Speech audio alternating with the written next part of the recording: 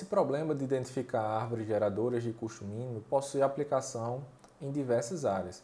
Vou citar aqui apenas algumas, mas fique à vontade para pesquisar diferentes aplicações desse tipo de problema, certo?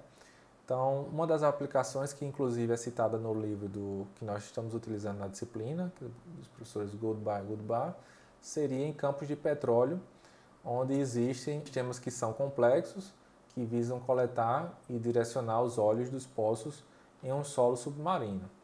Então, na verdade, a gente tem um conjunto de concentradores que eles vão ter essa função de reunir a produção desses diversos poços e o objetivo seria minimizar o número de tubulações que vão acessar a plataforma e normalizar o fluxo do óleo. Tá?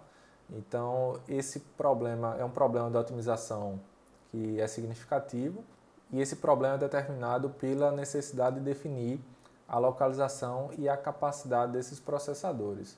Então vamos ver uma figurinha que isso vai ficar mais claro. Então aqui acima nós temos a plataforma e abaixo nós teríamos aqui diversos poços, sendo ilustrados aqui, por exemplo. Nós temos poços inteligentes e temos também diversas linhas de conexão aqui entre esses diversos elementos que fazem também a conexão com a plataforma. Tá? Então, num sistema complexo desse, o que você quer é minimizar o custo dessas conexões, certo? Então, poderíamos modelar essa situação como um grafo. Então, aqui teríamos um nó que ele representaria a plataforma, nós que representa os concentradores e nós que vão representar os poços, tá? Então, os vértices brancos aqui representam o posicionamento dos poços, o vértice amarelo indica a plataforma e os vértices vermelhos indicam as posições viáveis para a alocação dos concentradores. Então, poderia ter concentrador aqui, aqui ou em outras situações, dependendo do problema.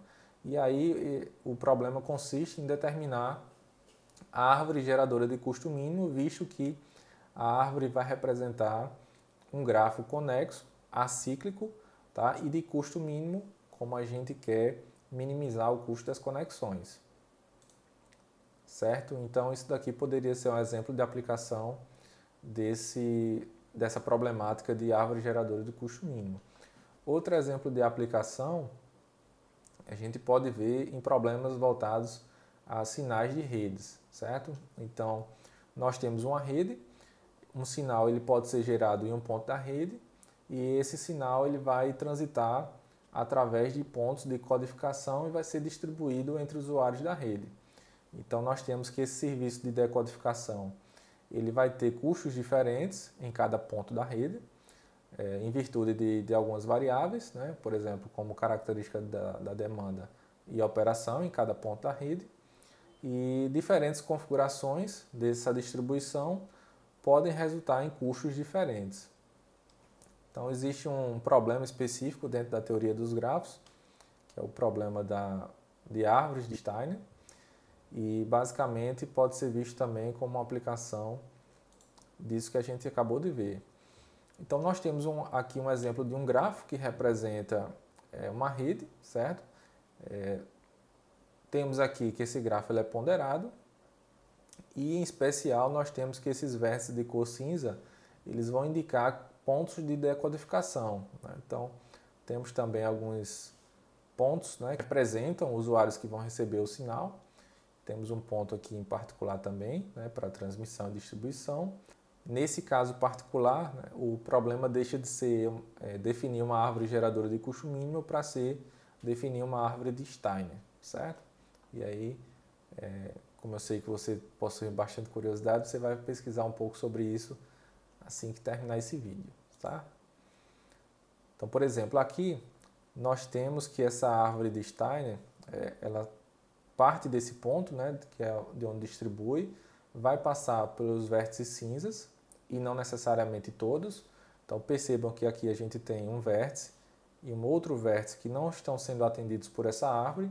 Então por isso que não é uma árvore geradora de custo mínimo, porque ela não está sendo geradora. Alguns vértices estão de fora e passa a ser um caso particular que seria resolver esse problema de árvore de Steiner, certo? Mas aí, o interessante aqui é definir uma árvore de Steiner que vai possuir custos melhores, né? Então, por exemplo, pode ser considerada essa nova árvore que vai passar por apenas esses 3 vértices cinzas para atender esses 4 pontos aqui, certo? Que vão receber esse sinal. Então percebam novamente que não se trata do problema da árvore geradora de custo mínimo, mas que tem relação, né? Visto que é um caso particular de uma árvore e que mais especificamente a gente pode falar mais sobre isso posteriormente, tá? E aí mais lá para o final da disciplina nós vamos possivelmente tratar desse problema de árvore de Steiner, mas para quem quiser mais informações, fique à vontade para pesquisar um pouco mais sobre isso. Então, assim, nós temos aplicações desse conceito de árvore geradora em redes de computadores, em análise de agrupamentos, de diversas outras áreas, certo? Então, no caso de análise de agrupamento, nós temos normalmente um conjunto de pontos, né? Nesse caso, esses pontos eles representam objetos, esses objetos podem ser de qualquer domínio, podem ser imagens, podem ser vetores, né? E aí em diversas dimensões. E nesse caso o objetivo seria identificar grupos de forma que esses grupos eles vão ter uma alta coesão, né? Intragrupo, e vão ter uma alta dissimilaridade intergrupo, certo? Então o problema consiste em identificar grupos aqui dentro de uma base de dados. Então nós poderíamos ter um grupo 1, grupo 2, né? E poderíamos ter um grupo 3. Então aqui fica uma pequena pergunta para você. Como é que você poderia utilizar um desses algoritmos que nós vimos para identificar K-grupos, dado um problema aí representado por grafos, certo? Então nós poderíamos ter aqui, por exemplo, um grafo conectando todos esses pontos e a ideia seria utilizar um desses algoritmos de árvore geradora para identificar K-grupos. Então isso aí fica uma pequena pergunta para você. Posteriormente eu vou trazer essa discussão, certo?